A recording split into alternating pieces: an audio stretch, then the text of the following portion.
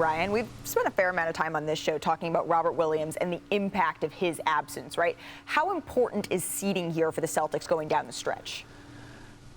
The Celtics are really in an interesting spot. So you could argue that even though they've been the best team in the East since the first of the year, being in the 1 or 2 seed isn't the best position for them because they are not going to have Robert Williams in the first round of the playoffs. And that means they potentially could face Brooklyn if they're in the 1 or 2.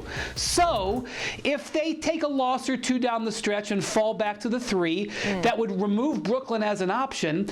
And then in the second round, when they have to play the elite teams, they would potentially have him back. But there's a problem with that strategy because if you play in the 3 seed, which is where they are now, you bring in the possibility of playing the Toronto Raptors. Yes. And our Tim Bontemps reported yesterday that the Celtics are not commenting on whether their full team is vaccinated. They have said some words and danced around it, but I stand by Tim Bontemps reporting on that. Now, it is 3 weeks. It's about 3 weeks from right about now where there would actually be a road game in Toronto. So just because they're not maybe all vaccinated today doesn't mean they wouldn't be in 3 weeks.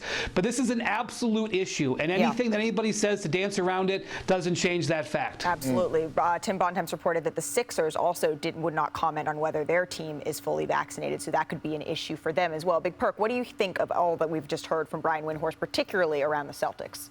Well, I mean, the Celtics have to be very, very careful. One, they're missing a guy that possibly could win the Defensive Player of the Year award. Two, the Toronto Raptors are a top 5 team in the Eastern Conference. Like, when you watch them play, they have the size, they have the athleticism. No team really want to see them in the first round either, especially if you don't have a full roster or guys can't travel because they're not vaccinated. So, look, although Jayson Tatum and Jaylen Brown has emerged and they've shown us that they could play alongside one another, it's still some concerns there. Like last night, I think when you look at it, the Heat were attacking the paint all night long. No disrespect to Al Horford or Daniel Tice, but they're not Robert Williams. And I keep telling people, Robert Williams allows those perimeter players to press up on people so that they could guard and be aggressive because you know that you have a guy back there that's protecting the basket the way that Robert Williams is able to protect it.